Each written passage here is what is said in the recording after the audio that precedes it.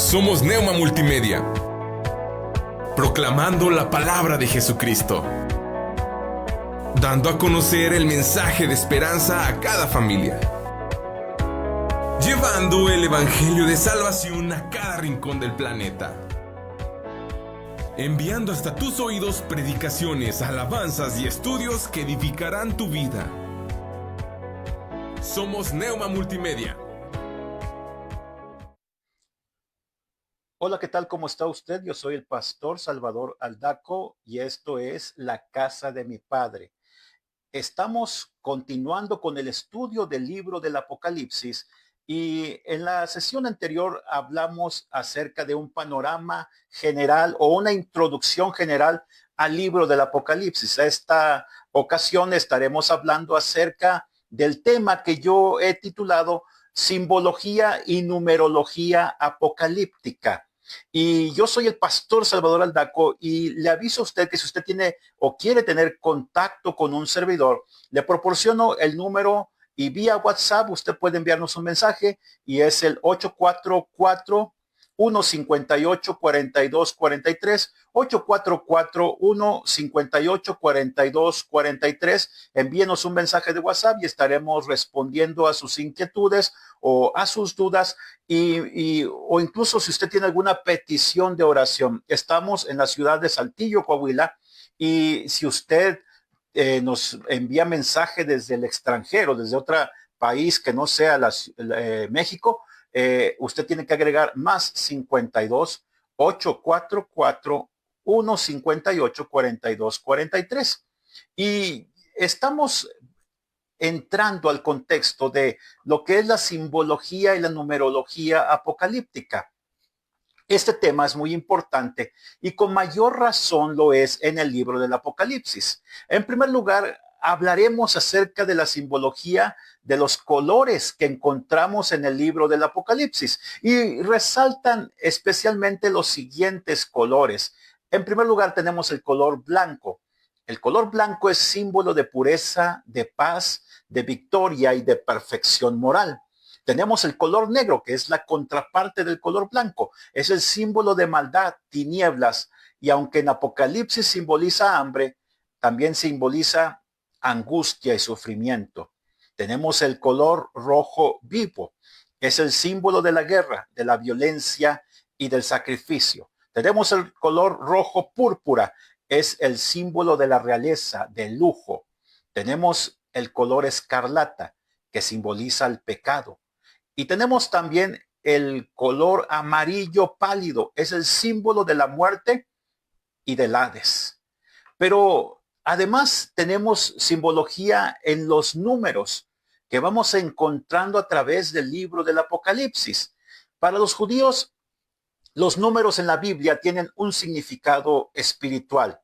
Al estudio y la simbología de los números, ellos le llaman la gematria. Dios escribió dos libros que nos dan testimonio de él. Uno es la Biblia, el segundo es la naturaleza.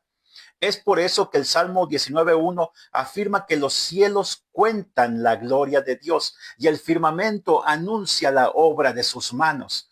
Y es hermoso darnos cuenta de que aunque la Biblia no es un libro de ciencia, pero encontramos matemáticas en este libro tan especial. Y en la Biblia se encuentra el simbolismo de los números. Esto nos demuestra que Dios es un Dios de orden, de diseño. Igualmente, en toda la creación los números están presentes. Tan importantes son los números y su simbología que la astronomía está sujeta a las matemáticas, al igual que la química o la biología. Aristóteles afirmó: el número es el principio de todas las cosas. Así, en la naturaleza, cada célula del cuerpo humano contiene 46 cromosomas. En un hombre hay billones de células, pero todas tienen el mismo número de cromosomas, 46. Todas las características necesarias para formar a un ser humano están contenidas en 23 pares de cromosomas. El libro que contiene el material genético de cada persona. Por eso el salmista dijo, David lo dijo en el Salmo 139:16, mi embrión vieron tus ojos y en tu libro estaban escritas todas aquellas cosas que fueron luego formadas sin faltar ni una de ellas. Para comprender el libro de Apocalipsis es necesario entender entonces las matemáticas de Dios.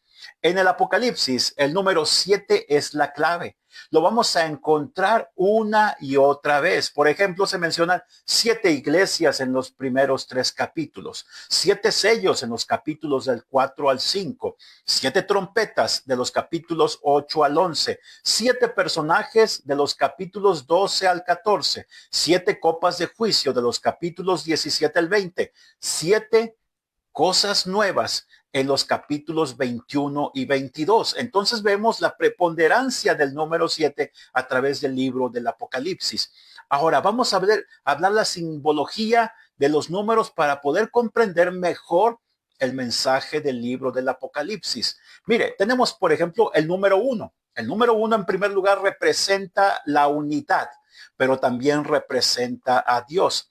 En Deuteronomio capítulo 6, versículo 4, déjeme leerle este pasaje. Deuteronomio capítulo 6, versículo 4, se nos dice que Dios es uno. Dice de esta manera la escritura. Escucha Israel. Esto es lo que conocemos como la Shema. La Shema significa escucha, escucha Israel. Jehová nuestro Dios, Jehová uno es. Esto es muy importante entenderlo, que tenemos un Dios que sí es un Dios, pero también es 3 personas, el Padre, el Hijo y el Espíritu Santo. Este es un misterio, una doctrina que mucha gente el día de hoy está atacando cuando dicen que la Trinidad no es cierta, que la Trinidad no aparece en la Biblia. Y es cierto, la palabra Trinidad como tal nunca la va a encontrar usted en la Escritura. Sin embargo, la triunidad, es decir, un solo Dios en 3 personas, lo vemos a través de todas las páginas de la Biblia, desde el Génesis hasta el Apocalipsis. Mire, más adelante vamos a hablar acerca de este tema, pero en Zacarías capítulo 14, versículo 9, se nos enseña que Dios reinará como uno. Y esto es muy importante. Mire, vamos a Zacarías capítulo 14, versículo 9, porque estamos hablando acerca del número 1 y hablemos de esta escritura que está en el libro de Zacarías, capítulo 14, versículo 9. Si usted tiene ahí una Biblia a su mano, puede usted buscarlo. Y mire lo que dice aquí la Biblia. Zacarías 14, 9. Entonces Jehová será rey sobre toda la tierra. En aquel día Jehová será único y único será su nombre. También en Efesios 4:4 se nos dice que la unidad entre los creyentes es de suma importancia. Así que el 1 representa la unidad y representa a Dios. También tenemos el número 2. El número 2 representa el testimonio. En Juan capítulo 8, versículo 17, se afirma que el testimonio de 2 hombres es verdadero. Dios nos dio su revelación en 2 pactos, el Antiguo Testamento y el Nuevo Testamento. Así que el número 2 representa el testimonio. En Marcos capítulo 6, versículo 7, Jesucristo envió a sus discípulos a predicar el evangelio de 2 en 2. En Apocalipsis capítulo 11, versículo 3, Dios manda a sus 2 testigos que profeticen. Así que el número 2 es importante y simboliza al testimonio. En el número 3, vamos a estudiar el número 3 porque este número representa lo divino. Mateo capítulo 28, versículo 19. Escuche usted lo que dice la escritura. Por tanto, id y haced discípulos a todas las naciones, esto es lo que conocemos como la Gran Comisión, bautizándolos en el nombre del Padre, del Hijo y del Espíritu Santo. El nombre del Padre, fíjese usted lo que dice aquí, no dicen los nombres de, como si fueran 3 dioses, dice en el nombre de. Este es un nombre más de Dios, así como tenemos el nombre Jehová, tenemos el nombre Elohim, así como tenemos el nombre el Olam, el Shaddai, tenemos también el nombre del Padre, del Hijo y del Espíritu Santo. Así que aquí lo que encontramos que el número 3 representa lo divino. Nos habla acerca del bautismo en agua en el nombre de la Trinidad. En primera los Tesalonicenses capítulo 5, versículo 23, se nos enseña que el hombre fue creado a la imagen de Dios. De hecho, Génesis capítulo 1, versículo 26 lo dice. Dios creó al hombre a su imagen, a imagen de Dios lo creó. Lo creó con una naturaleza tripartita. Y primera los Tesalonicenses 5:23 lo dice, que tenemos espíritu, tenemos alma y tenemos cuerpo. Espíritu y alma no son sinónimos, son dos entes completamente distintos que tiene el ser humano, porque el espíritu representa la vida que Dios deposita cuando Dios crea a cada ser humano que habita o ha habitado sobre la tierra, mientras que el alma representa nuestra personalidad, nuestra persona, es la psique, es lo que estudia la psicología, el alma, mientras que el cuerpo es la parte física que podemos ver de una persona o lo que usted puede ver de mí. Ese es el cuerpo. Así que si el hombre fue creado a imagen de Dios, pues, y si el hombre es tres, espíritu, alma y cuerpo, por supuesto que al ser imagen de Dios, Dios entonces es el Padre, el Hijo y el Espíritu Santo. De hecho, mire, en Mateo capítulo 3, vamos a verlo este pasaje, cuando Jesucristo es bautizado, aquí tenemos representada o presente a la Trinidad. Hay una doctrina herética que se llama el modalismo, que de ahí toman los unitarios, la gente que cree que solamente hay un Dios. Y mire, aquí en el bautismo de Jesús, este pasaje en Mateo capítulo 3, versículos del 13 al 17, derrumba completamente todas esas creencias que dicen que Dios en el Antiguo Testamento se presentó como Jehová. En el Nuevo Testamento, en los Evangelios, se presenta como Jesucristo.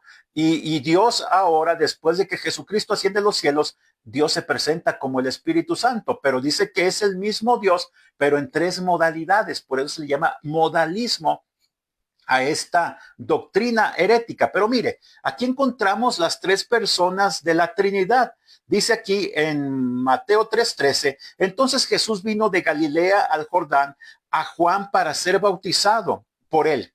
Pero Juan procuraba impedírselo diciendo, yo necesito ser bautizado por ti y tú vienes a mí. Pero Jesús le respondió, permítelo por ahora, porque así nos conviene cumplir toda justicia. No es que Jesucristo tuviera pecado, no es que Jesucristo tuviera necesidad de arrepentirse, sino que era una cuestión de hacer lo que era justo ante los ojos de Dios y ante los ojos del pueblo, porque Jesucristo nos trazó el camino. Entonces, se lo permitió. Y cuando Jesús fue bautizado, escucha, ahí está Jesús siendo bautizado por Juan en el río Jordán, es sumergido y luego él sale de las aguas, enseguida subió del agua y he aquí los cielos le fueron abiertos y vio al Espíritu de Dios que descendía, escuche cómo, como paloma y venía sobre él. Y he aquí una voz de los cielos decía, este es mi Hijo amado, en quien tengo complacencia. Y allí encontramos a que Dios el Padre está en el cielo y él expresa con su voz el agrado de que él siente de que Jesucristo está haciendo lo correcto. Vemos el Espíritu Santo viniendo en forma, dice, como paloma. No es que fuera una paloma. Es una similitud lo que está indicando este pasaje. Dice que viene porque la paloma habla de la sencillez, habla de la pureza que Jesucristo mostró en su ministerio. Y para esto era necesario que él tuviera la presencia del Espíritu Santo, porque recuerde usted que Jesucristo se despojó de su divinidad, no en el sentido de que dejó de ser Dios cuando él se encarnó en Belén, sino en el hecho de que Jesucristo hizo a un lado todo su poder divino, tomó el cuerpo de carne y hueso y con sangre que él le fue preparado ahí dentro del vientre de María, y entonces Jesucristo era necesario que en esta esfera humana él dependiera completamente del Espíritu Santo. Y Jesucristo nos enseñó a nosotros a depender completamente de Dios a través de la persona del Espíritu Santo, alguien completamente distinto a Él. Así que encontramos aquí las tres personas de la Trinidad. Ya si usted no lo quiere entender, pues ese ya no es problema mío ni de la Escritura.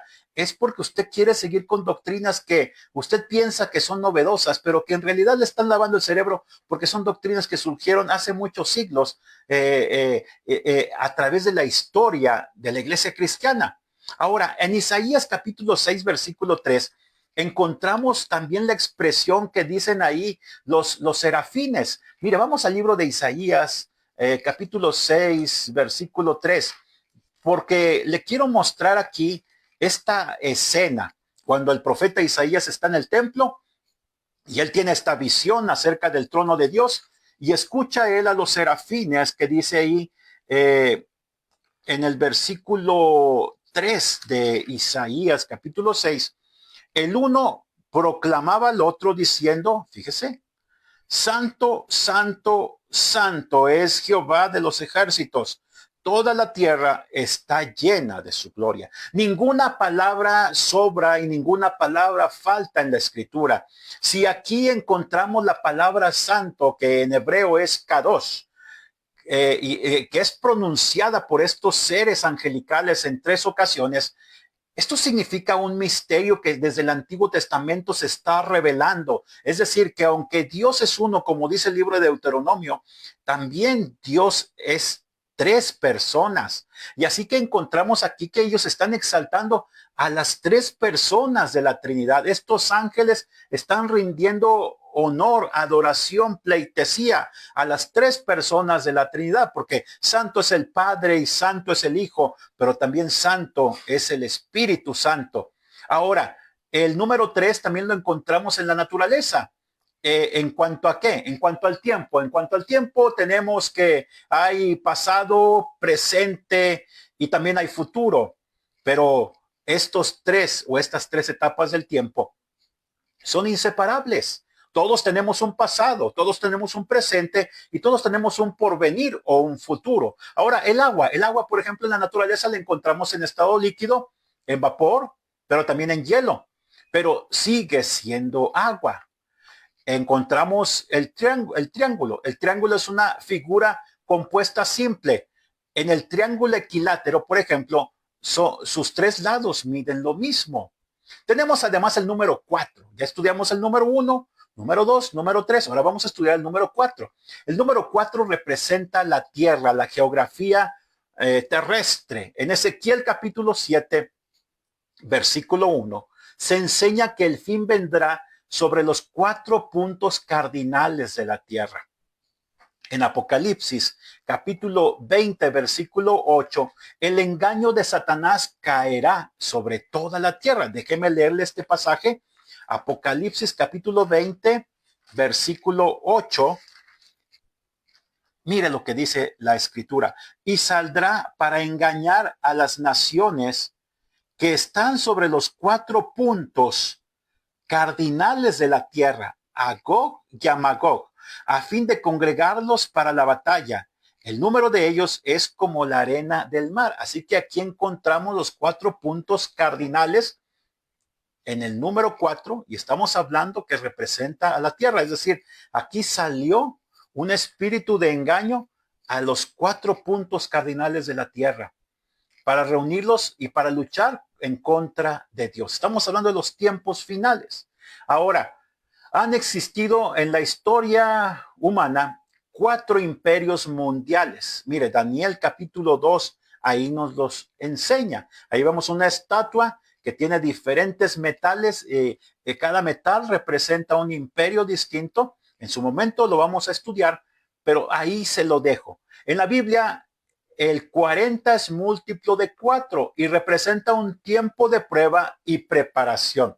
El 40 es el resultado de multiplicar 4, que representa la geografía humana, que representa lo humano, multiplicarlo por 10. El 10 representa la perfección humana. Así que cuando hablamos del número 40, Por ejemplo, el pueblo de Israel estuvo 40 años en el desierto. Moisés había estado 40 años en el desierto. Jesucristo estuvo 40 días en el desierto antes de iniciar su ministerio, como lo vimos hace un momento en Mateo capítulo 3.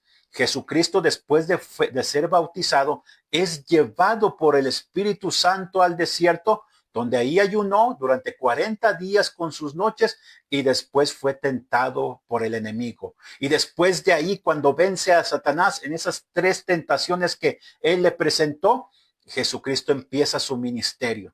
Así que el 40 es una representación de la preparación que Dios da a los suyos. Jesucristo, después de resucitar, estuvo 40 días con sus discípulos preparándolos para cuando él ascendiera a los cielos, como así sucedió en Hechos capítulo 1, versículo 8. Después viene el Espíritu Santo, nace la iglesia y el evangelio se empieza a predicar hasta el último rincón de la tierra.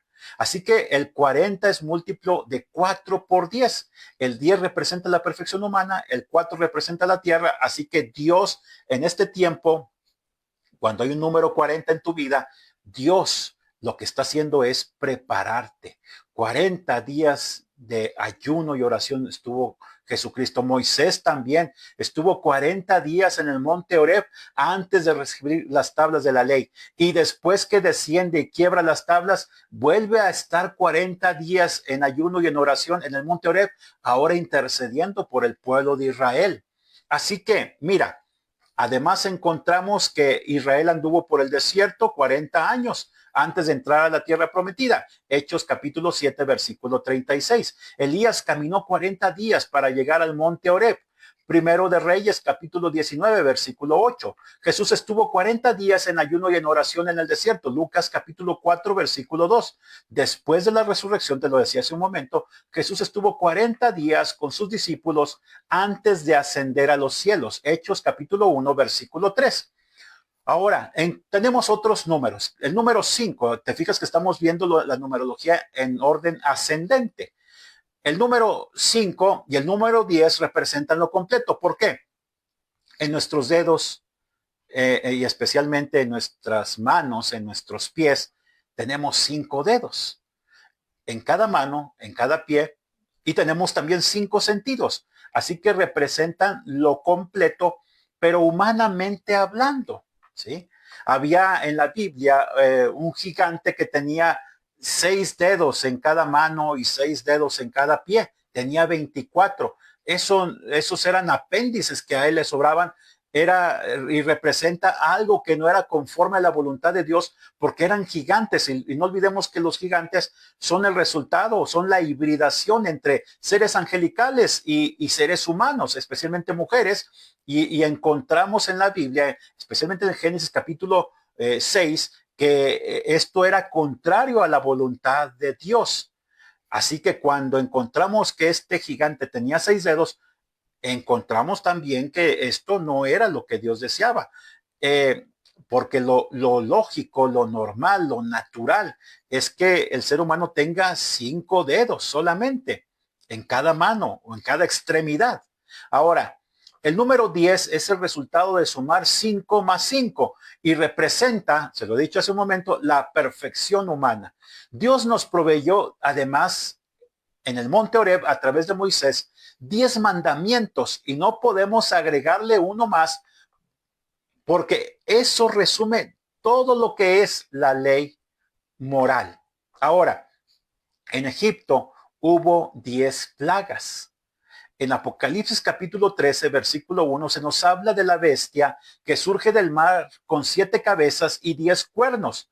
El cuerno es símbolo de poder en la Biblia, así que la bestia tendrá un completo poder humano, porque dice que tenía 10 cuernos. Además dice que tenía 7 cabezas. El número 7 habla de plenitud más que de perfección. Habla de plenitud, así que esa bestia también tenía, al decir 7 cabezas, está hablando de sabiduría. Tenía una sabiduría plena, completa, pero además 10 cuernos habla de un poder humano perfecto. Ahora, nadie podía luchar en contra de la bestia, o nadie podrá, porque estamos hablando de los eventos del futuro. Ahora, en Apocalipsis 2:10 se muestra que el diablo traerá persecución sobre la iglesia. Habla de 10 días y esto significa no que son literalmente 10 días del calendario, sino que representan una completa persecución y tribulación que ha de venir sobre la iglesia. Pero esto aún no es la gran tribulación, hay que entenderlo. Le hablaba en la sesión anterior acerca del bosquejo del libro de Apocalipsis que encontramos en Apocalipsis capítulo 1, versículo 19. Las cosas que son, es decir, la visión que Juan tuvo de Jesucristo ahí estando en Patmos, en la isla de Patmos.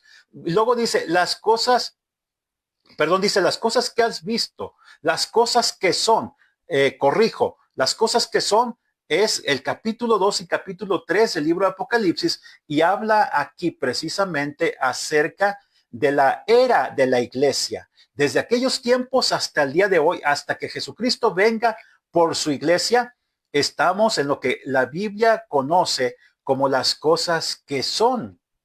Mientras que la tercera etapa es las cosas que han de ser después de estas. Es decir, cuando la iglesia deje la escena humana y sea arrebatada por Jesucristo hasta el cielo, entonces ocurrirá los eventos que encontramos del capítulo 4 de Apocalipsis hasta el capítulo 19. Y en esta escena la iglesia no aparece. Eso es la gran tribulación. Apocalipsis capítulo 4 y especialmente del 5 hasta el 18, eso es la etapa que conocemos como la gran tribulación. Por el capítulo 4 y el capítulo 19, ahí nos hablan de dos escenas. La escena que está aconteciendo en el cielo. Así que cuando habla de 10 días en Apocalipsis 2:10, está hablando de una persecución, una tribulación que ha de venir sobre la iglesia.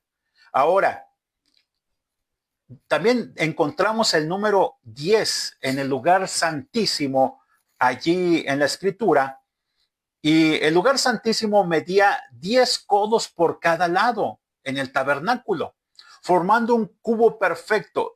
Y esto es 10 por 10 por 10 da igual a 1000. Y el 1000 representa la perfección del reino milenial de Jesucristo que encontraremos en Apocalipsis capítulo 20. Ahora tenemos también el número 6. El número 6 representa al ser humano, representa al hombre queriendo llegar a ser Dios. Porque mientras que el número 7 habla acerca de la plenitud divina, el número 6 habla de la plenitud humana. En Apocalipsis capítulo 13, versículo 18, se nos dice que el 6 es el número del hombre. Ahora, recuerde usted que fuimos creados en el sexto día.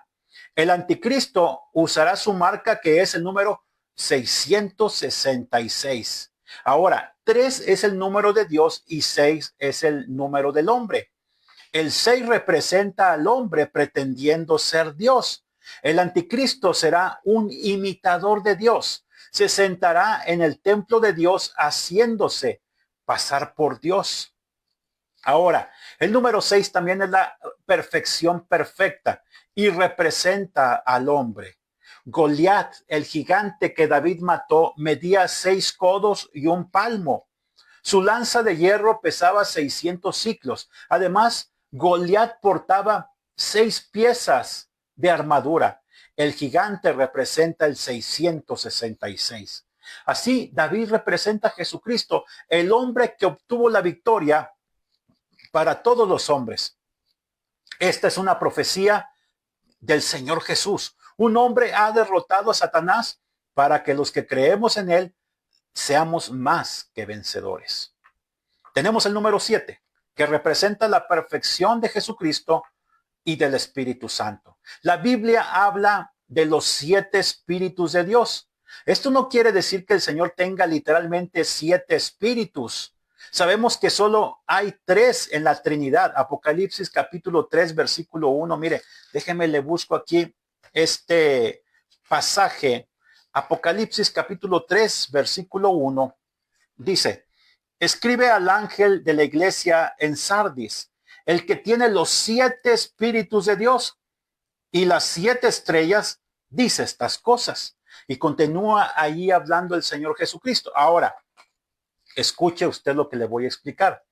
Los 7 espíritus representan el espíritu perfecto de Dios. Ahora, ¿cómo se obtiene este número? Es la suma del número 3 y el número 4.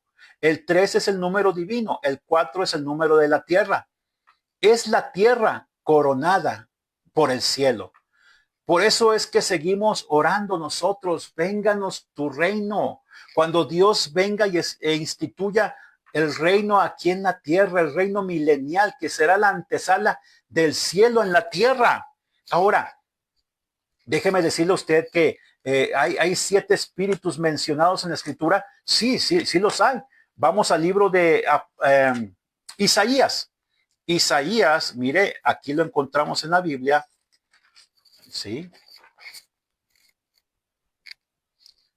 Isaías capítulo 11, del 1 en adelante, escuche usted lo que dice. Mire, es muy importante conocer esto porque nos menciona aquí un retoño brotará del tronco de Isaí. La palabra retoño en el idioma hebreo es natzer y esto habla acerca de que Jesucristo era el nazareo.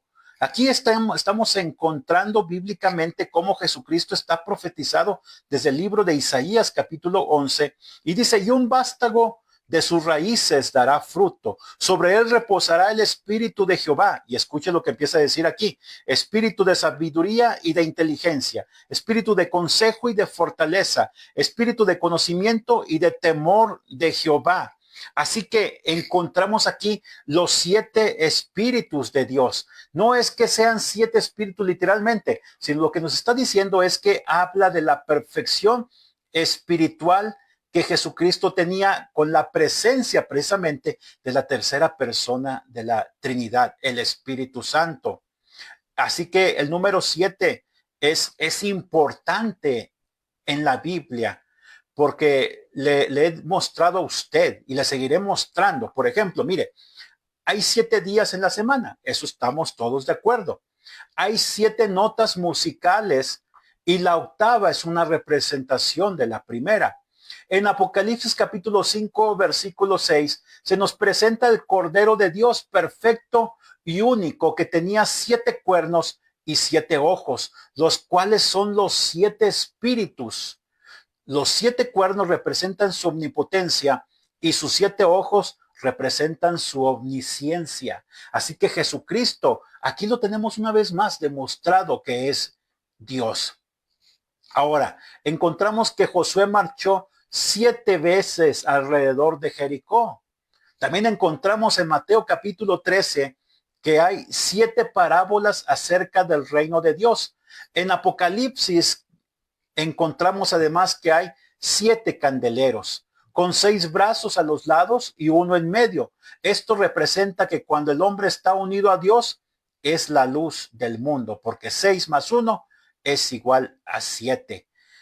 En la Biblia, el 7 dividido habla de división y peligro. Tenemos, por ejemplo, que Elías cerró los cielos para que no lloviera durante 3 años y medio. El anticristo hará un pacto de paz con Israel de 7 años, dividido en 2 periodos de 3 años y medio.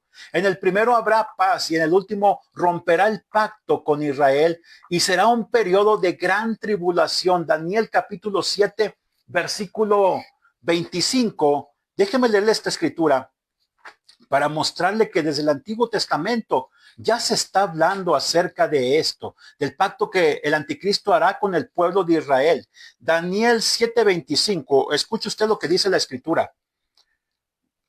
Él hablará palabras contra el Altísimo y oprimirá a los santos del Altísimo. Intentará cambiar los festivales y la ley. En su mano serán entregados durante un tiempos y la mitad de un tiempo. Ahora, ¿qué significa esto de tiempo, tiempos y mitad de un tiempo? Bueno, en la Biblia un tiempo significa un año. 2 tiempos o tiempos significa 2 años. Y medio tiempo significa 6 meses o medio año. Si lo sumas, entonces tenemos 3 años y medio. Por 3 años y medio el anticristo tendrá un poder ilimitado. La semana es una semana de años, es decir, 7 años. El anticristo hará un pacto con Israel durante 7 años. Los primeros 3 años y medio serán 3 años y medio de bonanza en la tierra, donde el anticristo solucionará todos los problemas de contaminación, calentamiento global, pobreza, repartición de la riqueza, inseguridad, justicia, todos los problemas, salud incluso, serán resueltos por el anticristo, porque él tendrá un poder satánico, diabólico. Pero después de esos 3 años y medio, las cosas se van a salir de sus manos. Y el libro de Apocalipsis nos lo va a ir mostrando capítulo tras capítulo. Así que dice aquí en el libro de Daniel, capítulo 7, versículo 25, y ya lo hemos leído en Daniel capítulo 9, versículo 27. Daniel 9, 27, por otra semana más confirmará el pacto con muchos. A la mitad de la semana hará cesar el sacrificio y la ofrenda. Después, con la muchedumbre, dice aquí, con la muchedumbre de las abominaciones, vendrá el desolador, hasta que venga la consumación y lo que está determinado se derrame sobre el desolador. Así que aquí encontramos que el anticristo en los tiempos finales va a romper el tratado de paz, se va a sentar en el trono de Dios, se hará pasar por Dios. Él le dirá a los judíos: no más sacrificios en el templo reconstruido, yo soy su Dios. Luego va a poner una imagen de sí mismo. Eso es la abominación desoladora de la que habló el profeta Daniel. Y esa es la abominación desoladora de la cual habló Jesucristo en Mateo capítulo 24. Va a poner una imagen de sí mismo en el templo. Va a decir a los judíos: adórenme a mí. Israel le va a responder: nosotros no adoraremos a ningún hombre o a ninguna imagen. Entonces toda la furia de Satanás se encenderá contra el pueblo escogido de Dios y tratará de desaparecerlo de la faz de la tierra. Muchos se van a rendir ante Satanás, pero también muchos otros no lo harán, y serán perseguidos y serán martirizados, y muchos van a sobrevivir, aunque a través de mucho sufrimiento. En Mateo capítulo 24, versículo 15, llama a este evento la abominación desoladora.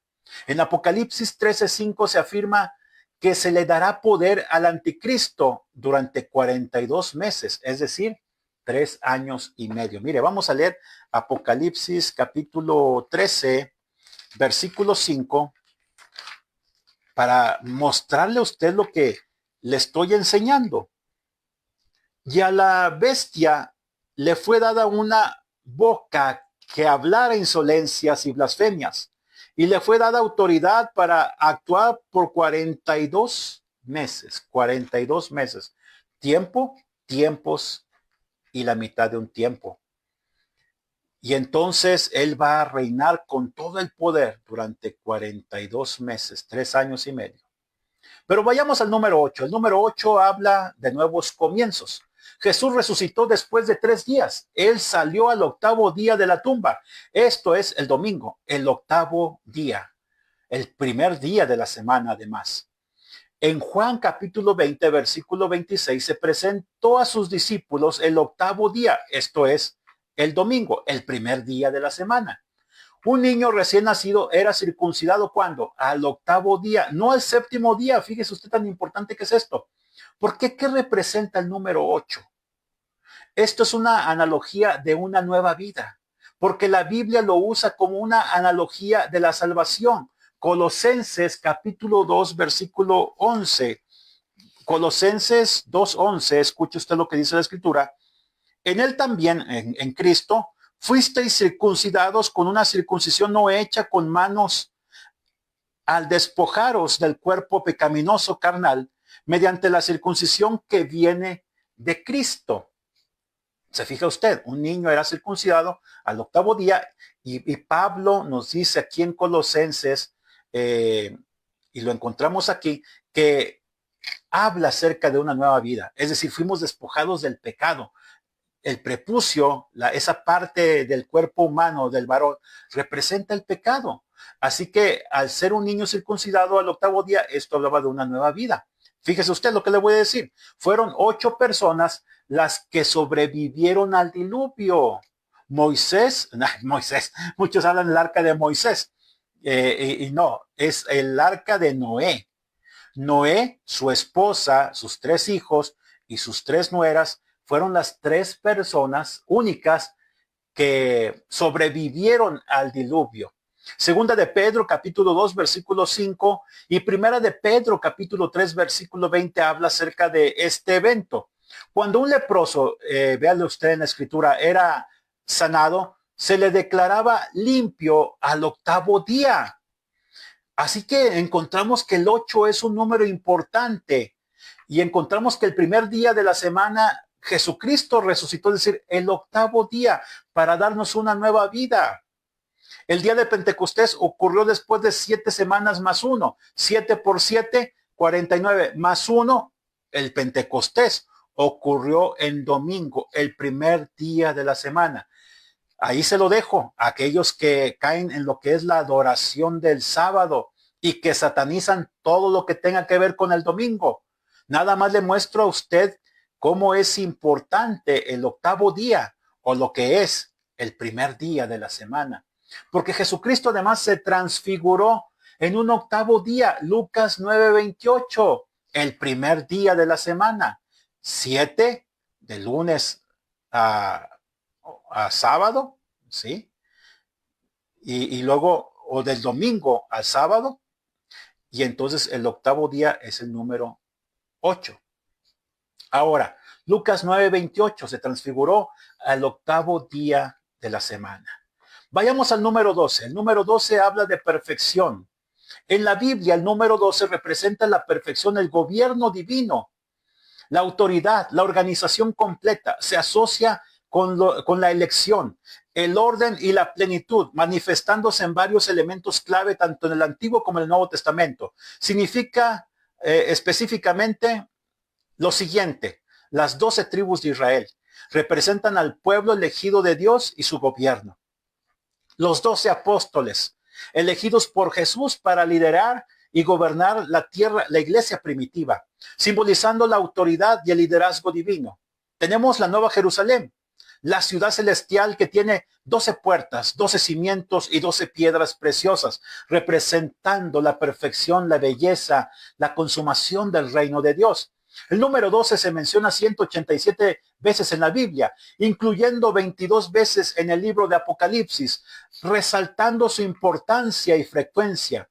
En resumen, el número 12 en la Biblia es un símbolo de la perfección, el orden divino, la autoridad de Dios, manifestándose en la organización del pueblo de Israel, la elección de los apóstoles y la visión de la ciudad celestial. El número 1000 representa una gran cantidad. En la Biblia, el número 1000 también se usa simbólicamente para representar un periodo de tiempo extenso o incluso la plenitud. Por ejemplo, en el Salmo 90, versículo 4, se dice: 1000 años son ante tus ojos como el día de ayer que pasó y como una de las vigilias de la noche. Esto enfatiza que la eternidad de Dios en contraste con la brevedad de la vida humana. Además, el número 1000 se asocia con el milenio, un periodo de 1000 años mencionado en el Apocalipsis capítulo 20, versículos del 1 al 7, donde se describe el reinado de Cristo sobre la tierra después de la segunda venida. Este periodo se considera un tiempo de paz y de justicia, seguido por el establecimiento del reino eterno de Dios. El número 1000 se obtiene de multiplicar 10 por 10 por 10, es decir, 10 al cubo, que representa la perfección humana elevada a lo sublime. El reinado de Cristo en la tierra, el reinado del milenio, será un reino perfecto. Hitler intentó gobernar lo que le llamaba el Tercer Reich, que sería un reinado de 1000 años sobre la faz de la tierra. ¿Y cuánto duró el gobierno de Hitler o su intento de establecer un imperio mundial? 6 años. 6 años, desde 1939 hasta 1945, cuando fue derrotado por los soviéticos, cuando invadieron la ciudad de Berlín, y Hitler supuestamente, unos dicen que se suicidó, otros dicen que huyó como todo un cobarde, que huyó a América, a Sudamérica, específicamente a la nación argentina, y que ahí vivió los últimos años de su vida y que ahí murió. Pero ese reinado de 1000 años jamás lo pudo conseguir. Yo, al menos que yo recuerde, ningún gobierno, ningún reinado, ningún imperio ha durado 1000 años. Pero Jesucristo, Él va a establecer un reinado de 1000 años sobre la tierra.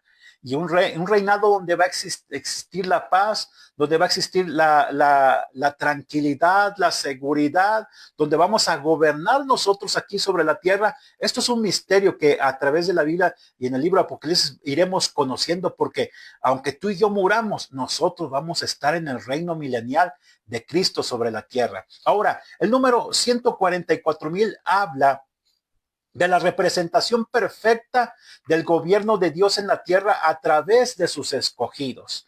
El número 144,000 representa a un grupo de personas, y lo encontramos en la Biblia, en los capítulos 7 y en el capítulo 14 del libro de Apocalipsis. Habla de las 12 tribus de Israel que han sido selladas y que van a recibir al Cordero en el monte Sión, cuando ocurra su segunda venida al final de los 7 años de la gran tribulación.